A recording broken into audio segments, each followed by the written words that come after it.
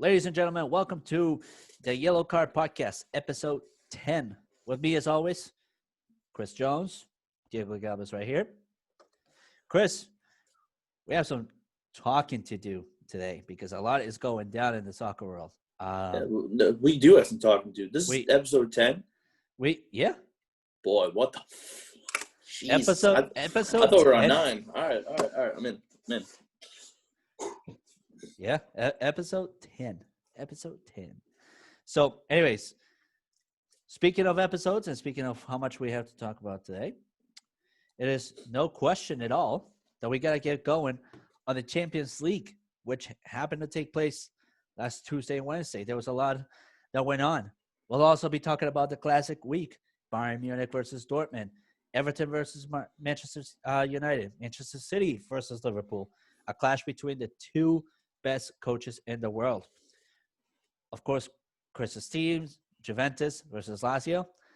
And last but not least, what we think is the collapse of the two royalties in Spain. So without further ado, Chris, talk to us about the Champions League. There was a lot of surprises in store. So hit us with it. So, for the third consecutive week, Diego and I both end up with the same record again. It's just hysterical at this point. Like, you and I had so many different, and then no matter what at the end, still with the same record. A lot better than last week. We won 11-5. What is this, a presidential election? I feel like it, dude. Presidential election. So we both won 11-5.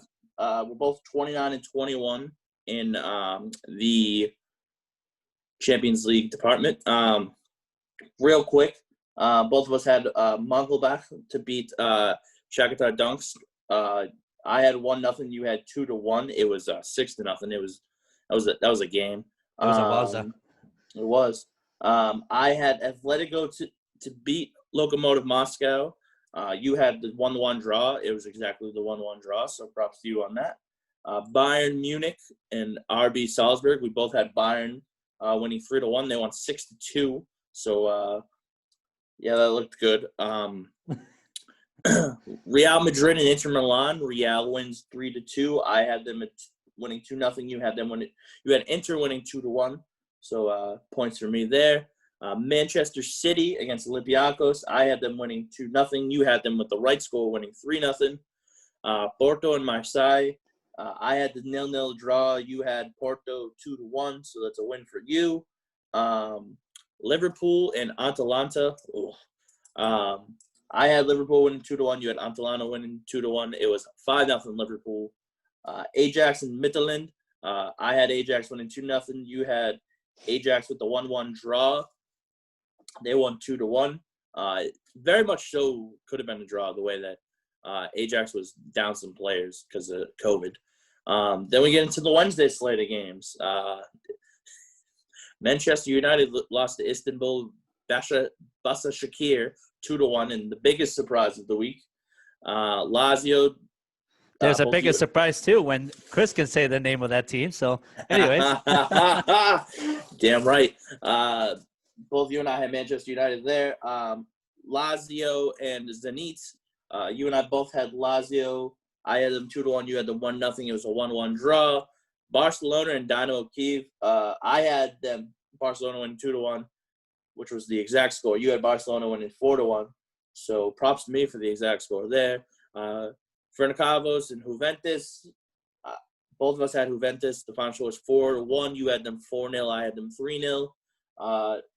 Dortmund and Club Brugge. Dortmund won 3-0. I had Dortmund 2-0. You had Dortmund 2-1.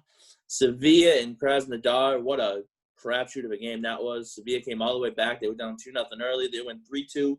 I had Sevilla 1-0. You had Sevilla 2-0. Chelsea and Rennes. Pound on the back for me here. Chelsea wins exactly 3-0 is what I had. And Chelsea 5-0 on your end. And then RB Leipzig beating PSG. I had PSG winning 2-0. You had Leipzig winning 2-1. So Pat's on your back there. 11-5, 29-21 in total. Diego, let's talk about the first game in the Champions League that we wanted to discuss. I think right on topic, you made the little at the end there. Let's talk Leipzig and PSG. Sure. So let's keep it up. Let's keep this on the table. They did not have Kylian Mbappe. They did not have Neymar. Their team looked very much so different than it has in the past. Also, their next game that they play in the Champions League, I believe it's against Leipzig again. They're going to be without Guy, and they're going to be without Kimpembe, who both got red cards in that game. Mm-hmm. So give me your thoughts on that game as a whole. Well, I think overall, Leipzig came in ready to battle, regardless of who was starting and who was not, regardless of who was coming into this game and who wasn't. They lined up in a 3-5-2 formation, which is perfect to contain a dangerous PSG side that usually plays down the middle. So that was very well strategically placed there by their manager, Nagelsmann. I think bringing in Justin Clover and Henriks into the game was essential, especially in those situations where Guy and Kimpembe ended up getting expelled out of the game. I think Forsberg had a phenomenal game as well. He ended up scoring as well. For PSG, I really can't say much. If it wasn't for the likes of Ander Herrera and Di Maria keeping them in the game, I think this could have very well been a blowout for Leipzig. The defense was barely there. Kurzawa looked like a lost puppy in the game. So I'm looking forward to their matchup. I think their matchup is going to be a lot closer and could very well end in a tie. But I got to give it to Leipzig here. They played a really good game. I think I was more confused. I knew that, they were losing some key pieces. They also didn't have Icardi as well, so they had to play Moises Kean up front.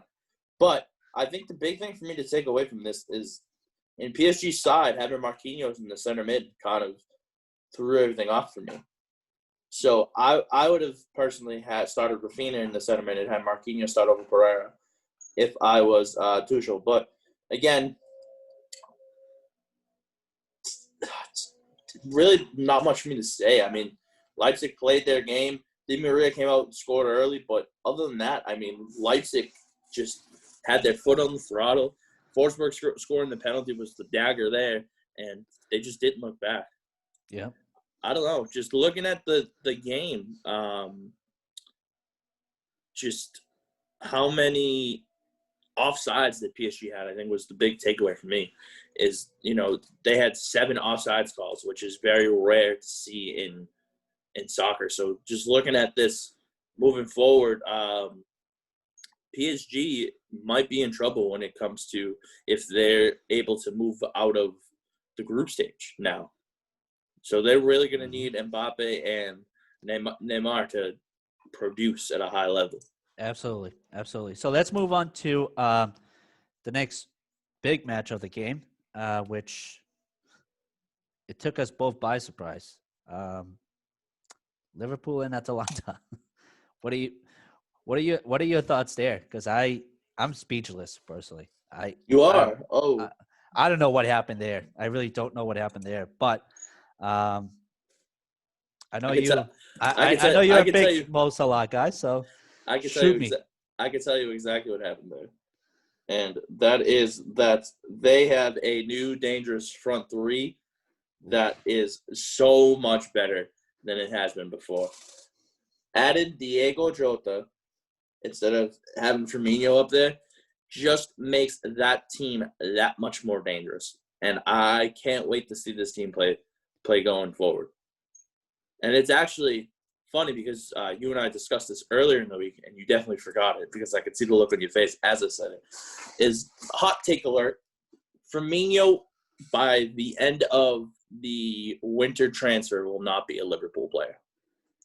They're going to that's ride, right. That's they're right. Going you to ride, did say that. They're going to ride Diego Jota to potential a repeat at the Premier League title this year. They're going to ride Diego Jota. Damn. And so you said you were speechless on this game, correct? Basically, I don't know what happened for Atalanta. I really don't know. So basically I have 5 places where Firmino could end up. All right. Hit us with those 5 places. Let's start with 5. We'll start with my least likely, but I like the move for both sides here. I'm going to say Roma. Do Firmino. You get back young forward Nicolo Zinolo, and you get Chris Smalling from them. At center back depth that you can get because you need it, because Virgil van Dijk is out, and you need someone to play alongside Joe Gomez. Okay. So that's one. Another one I have for 4. I have Napoli. I have Firmino for Koulibaly straight up. Koulibaly, moving forward, having Koulibaly and Virgil van Dijk would be very, very good for this Liverpool team. So that's a thought that came across my mind when I thought, okay, who could Firmino go for? And that was the first thing that popped in my head. Another team, one actually in the EPL, and you won't agree with me on this, but I think it would make sense. Manchester City. What would Manchester City be giving away, though? Phil Foden and Laporte. It's not enough for Firmino, though. Personally, I don't think it's enough for Firmino. Well, so obviously, you can throw money into the equation and stuff like that. But Sure. I think you get another solid center back to play with Virgil van Dijk and can rotate in and out with Gomez. And then you get Phil Foden, who's a young, talented midfielder that could very well help their midfield game as well. Okay. The second one, I'm going to go with Juventus here. And I think, don't ask me why, it's the first name that popped in my head. Firmino for Alexandro. Could happen. It's a fair trade.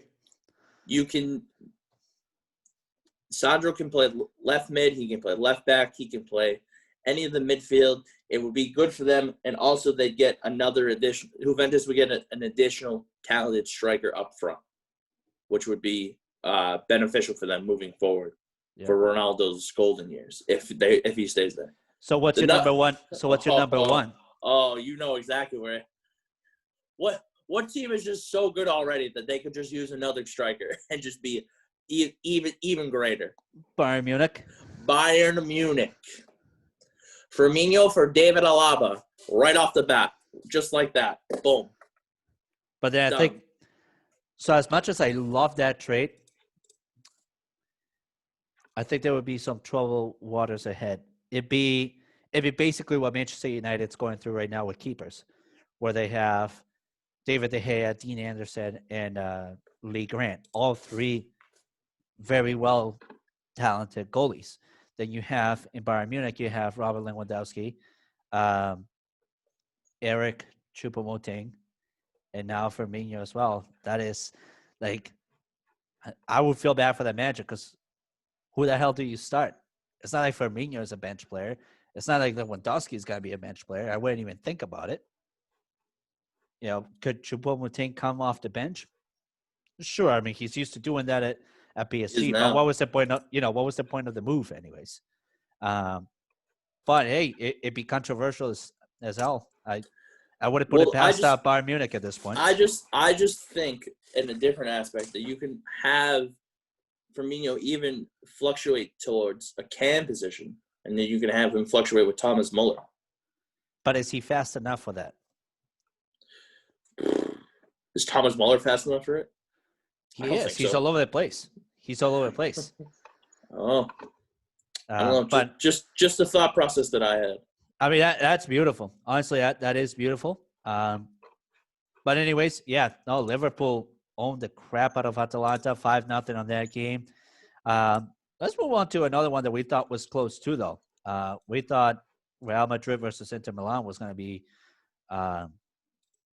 much different than what it ended out to be. What do you think Real Madrid went right? What do you think Inter Milan went right, but unfortunately not all the way through? And what are some things that you think both teams did wrong? So I think for Real Madrid, their 4-3-3 is just gonna it's what they're gonna live and die by. Yeah. But them getting Eden Hazard back for that game was very, very telling signs for me. They just played so much better with him in the lineup than without. So they started off. They came out firing early. Benzema scored in the 25th. Ramos in the 33rd. They were up 2 goals, and then 2 minutes later they let Lautaro Martinez score, and then in the 68th minute they had Perisic score. So it's 2-2 there. You know, you get Rodrigo in for, I believe he went in for Asensio. I believe so. Yeah, Asensio. Because Luka went in for Kroos. Yeah. So Rodrigo scoring the goal was basically the dagger there. I didn't think that the 3-5-2 was good for Inter. I think they should have went, if anything, like a 5-3-2. I think they should have had more in the back end than anything, because you have Hakimi that can play that position, right? And you have your 3 center backs. What if you put Kolarov in the left back, like the left wing back in a sense, you know? So you're containing the wings and you're trying to make them come down and beat you through the center backs. But I mean, Conte has his reasoning. Yeah. I'm just a fan that thinks otherwise. Right. Yeah, no, I agree with you. I think Conte definitely set himself up for failure in a way. I think if he had played a flat 4-4-2, that game would have been a lot closer. We wouldn't have seen this 3-2 score. I think we would have seen either a 1-1, a possible 2-1, but not all the way to 3-2, allowing for so much mobility happening in the middle of the field. But again, Inter Milan didn't look so bad either. They actually looked very competitive. So especially without especially without Lukaku. I thought they were gonna struggle without Lukaku. Exactly. So, all right. So moving on to Klassic week, we had some clash of the Titans in Germany, in Italy, and in England. I'm gonna kick it off to you because you're a big Juventus guy. You're a bigger Juventus guy than I am. Juventus versus Lazio. Talk to me. He's already shaking his head like, damn you. It's just a classic Juventus Serie A game, and it's infuriating. It really is. They play so well throughout the entire game, and legitimately the final kick of the game goes in. Legit, it just happens so frequently. I'm just used to it. I'm just used to getting my heart broken by them, and it stinks because legitimately Ronaldo hurt his ankle. Hopefully it's nothing too major, but just you're allowing a goal in the 95th minute of the game.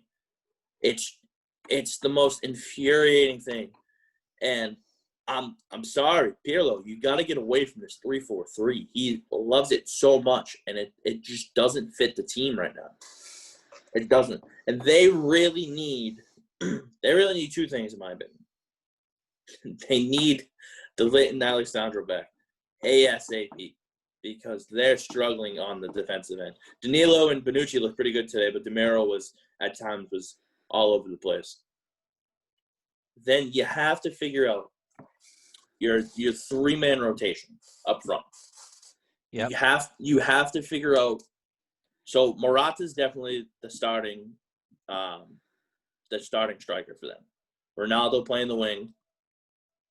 Kulusevski's looked all right. He hasn't looked great. He looks better as a winger with Ronaldo playing striker than he does with Morata. Him and Ronaldo have more of a chemistry that way. Yeah. So if you're going to play Kulusevski, you have to play Ronaldo at striker.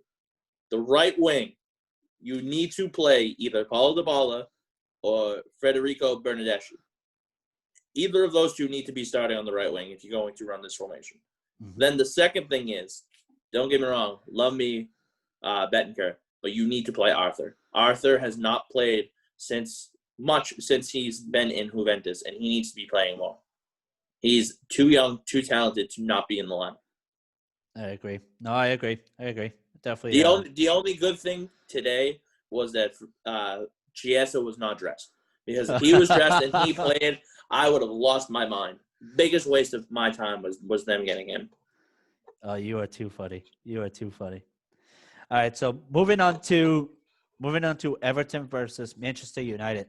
I'll be honest, I wasn't one that was thinking Manchester United was gonna come out victorious in this game.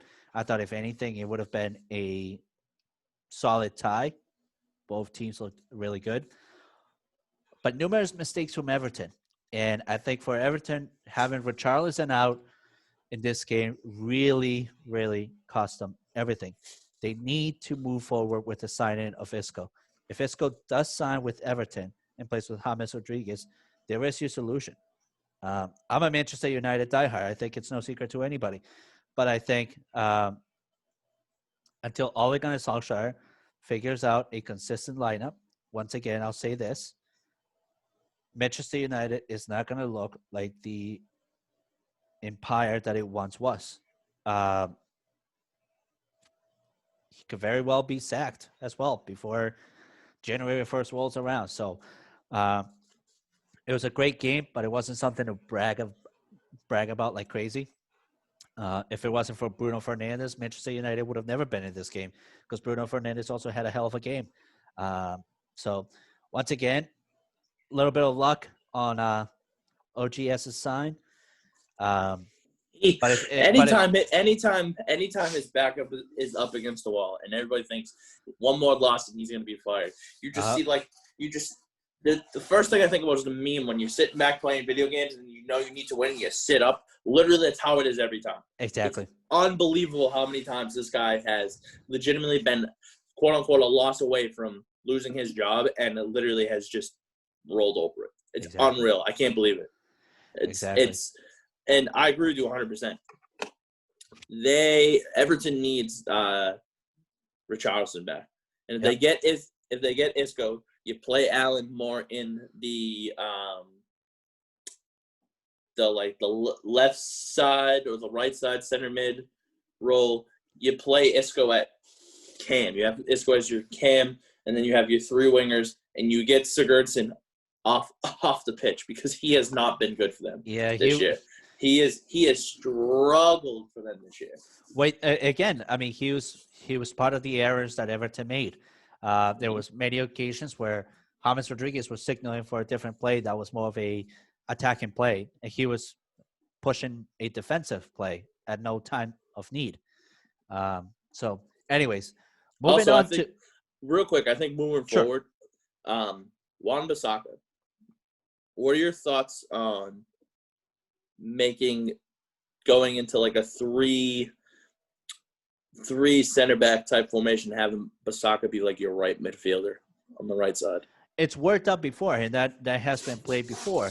The thing with Wan-Bissaka is that he's not fit to play that extreme right winger position. He's shown signs of struggling to get back into his position whenever we're on a counterattack. He struggles to stay one-on-one against people unless he does his beautiful slide tackles that he does. But they come at a cost. They really do. You never know who's your referee on that game.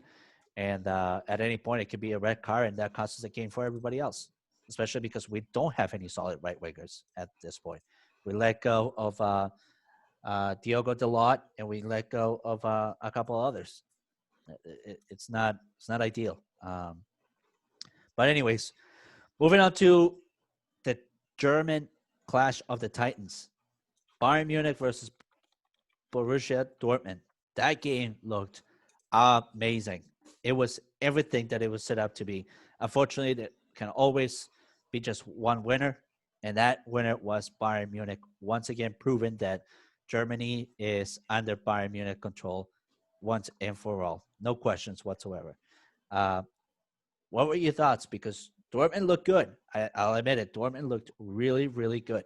I was pleasantly surprised with the American Reina. He's going to be so good for I them. was I was a little bit shocked with Jadon Sancho. He looked better than what he's looked. Uh, but I mean, Marcus Royce and Holland, they're just amazing. They really are. What were your thoughts though? You know, there's nothing more satisfying than scoring against a former team, and Robert Lewandowski just makes a living off of it. It's unreal. Every time they play, if there's a prop bet that involves Lewandowski scoring a goal, I'll take it 100 times out of 100 because he just always scores against them. Yes. But I do think both sides for the 4-2-3-1. I do think both sides run it very well. You know, the thing is, I think Bayern Munich has more depth than Dortmund does. So Bayern Munich is able to take guys like Kingsley Coman and stuff like and Kimmich off, and then throw in Leroy Sané and Tolisso, who are two very good players, and then you still have on your bench Douglas Costa, Chop Moting. You know, they have so much talent there. Coming off the bench for Dortmund is Brandt and Thorgan Hazard that are really like impactful players in my eyes. So just looking at that, it's just hard not to roll with Bayern. And like yesterday, I bet Bayern to win the game. They very much so did, and they very much so looked good. But don't be surprised if Dortmund, when they finally decide that Jadon Sancho is not their guy, they move on from him and they bring in another talented piece to play with Haaland and Royce and Reina, and they just run train. Because this team is legit a piece or two away from being as talented as Bayern Munich is. I agree. And last but not least, unfortunately, we can't get much into this game because it's currently going on. But, Chris, give me your predictions of Manchester City versus Liverpool. So right now, currently, Liverpool is up 1-0. Mo Salah scored a penalty kick. Yeah. I'm not going to lie. I kind of like what Klopp's running with today. Yeah. He's running with the 4-2-3-1. He's got in his attacking four, he's got Salah as the striker, and then the three in the midfield, he's got Mane, Firmino, and Diego Jota. So I do like how that looks. It definitely looks better than having Curtis Jones in the lineup for them. But I think moving forward, they just I would. And if I'm going to pick who I like out of these two sides, I'm going to ride with Liverpool. They just own, for whatever reason, own Manchester City over the last couple of years. I'll take Liverpool in this matchup every time. I think my big thing is that Pep Guardiola is just loving Fernando Torres so much, he's completely forgetting about Bernardo Silva and how talented that he is. So that's a big issue if I'm him. Yeah. You mean Ferran Torres? Ferran, right? Yeah. What did I say? Oh, I thought I heard you say Fernando Torres. I'm like, no. I thought it said Ferran Torres. But okay. I might have said Fernando by accident, but that's not what I meant. I don't know. It's still early in the one. Hey, listen, that was a legend that I always loved. I agree with you. I personally, I'm going to give the benefit of the doubt here to Manchester City, and I'm gonna say this game ends either 2-2 or 1-1. Even though Pep Guardiola does have some challenges, against this very offensive Liverpool side, because anytime that you face a lineup of Salah, Mane, Firmino, and Jota, you better be wearing a diaper because you're bound to shit yourself. What a take! But I gotta give it to Pep Guardiola, though. He's developed such a good and strong midfield as well. He's got Kevin De Bruyne. He's got Gundogan, who's been phenomenal. He's got Gabriel Jesus, and he's got Raheem Sterling. I mean, it's hard not to give it to him. I disagree with his choice of sitting down Ake over Laporte. Can't have it all the time, but I think this is a 2-2 game personally. Anyways, that is Classic week between all these teams. Now moving on to what we believe is the royal collapse of Barcelona and Real Madrid. Over the weekend, there was some breaking news that Ansu Fati could be done for the season, given a massive aftershock for Paul Ronald Koeman. I think after this job in Spain, he's gonna consider retiring for good. He's gonna need a drink. Dude needs as much tequila as there is in the world. Give the guy as much as he can. But Real Madrid, we've been talking about a collapse happening for them, and it is basically under development because you got a Zinedine Zidane who half of the team wants to leave because of him. With the latest of somebody as solid as Isco wanting to leave because he's done with Zidane. He's just done. There's rumors of Sergio Ramos, a legendary Real Madrid figure. Anytime that you think of Real Madrid, that is the person that you picture because he's been there his whole life. It's like Carles Puyol wanted to leave Barcelona. You would never see that happening because Carles Puyol is what Barcelona basically was built out of. It's happening for Real Madrid. It's ugly. It's scary, but it was bound to happen, and it is happening in 2020 when everything that you thought wouldn't happen is happening. So it's just only fitting for Real Madrid. But for Barcelona, this is really scary because you just overthrew your boss in whatever his last name was. I can't stand the guy anyways. And Bartomeu, I think it was his last name. Yeah. You got a Lionel Messi who, even with Bartomeu gone, he wants to leave. You got Philippe Coutinho, who isn't all that happy, even though he just came back and he's doing fine. And now you got Ansu Fati, who just got a major knock on his knee. This was bound to happen. I have been calling it since episode probably 2, that if that kid got injured, there was everything down the drain for Barcelona. So what are your thoughts? I've already expressed mine, but what are your thoughts on Barcelona and Real Madrid finally collapsing and giving an opportunity for all these other teams in the league to finally take a stab at the golden trophy? I slowly.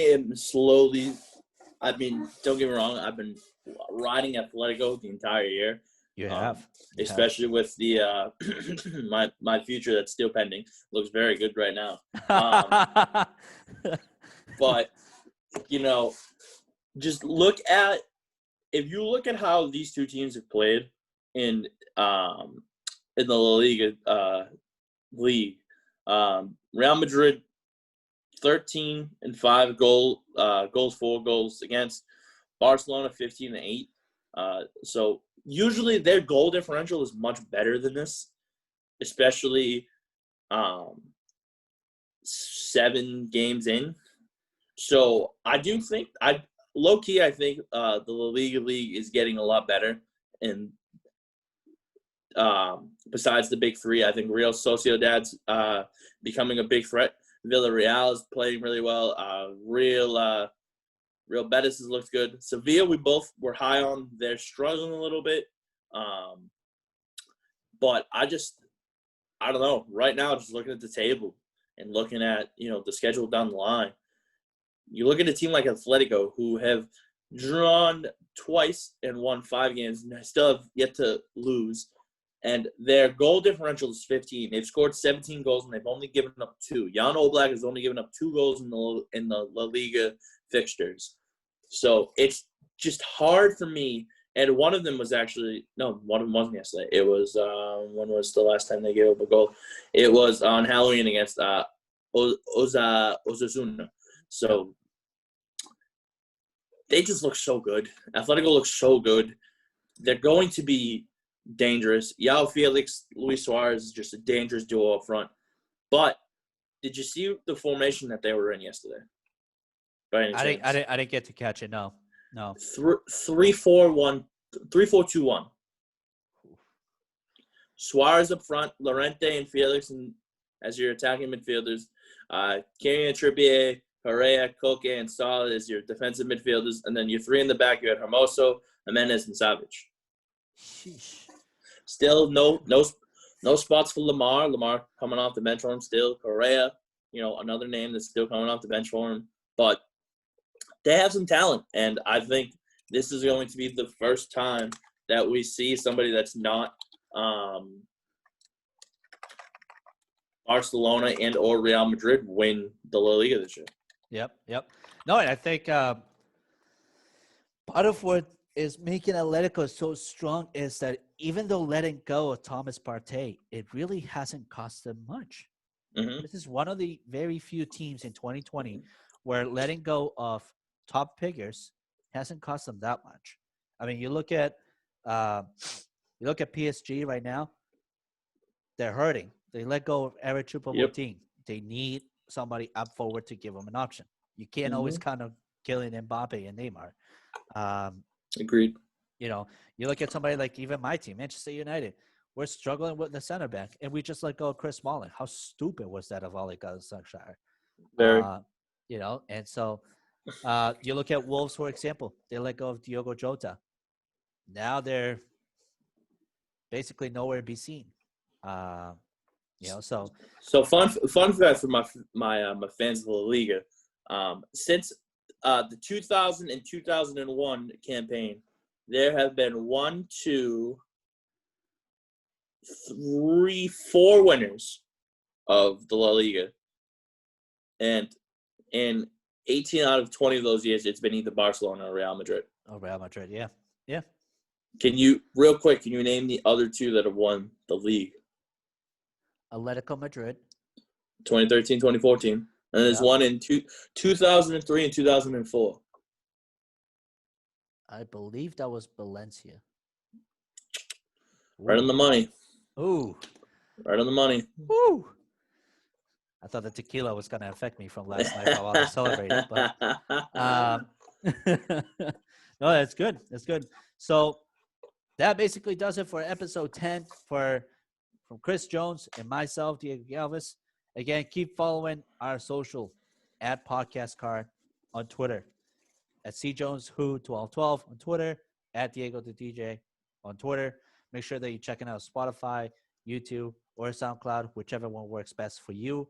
And as always, please continue to check CouchGuySports.com and our CouchGuySportsShop.com website. Get your swagger, Couch Guy Sports, and continue to support your local sports entity. Thank you very much for episode 10. We'll see you guys back here next week. Thank you.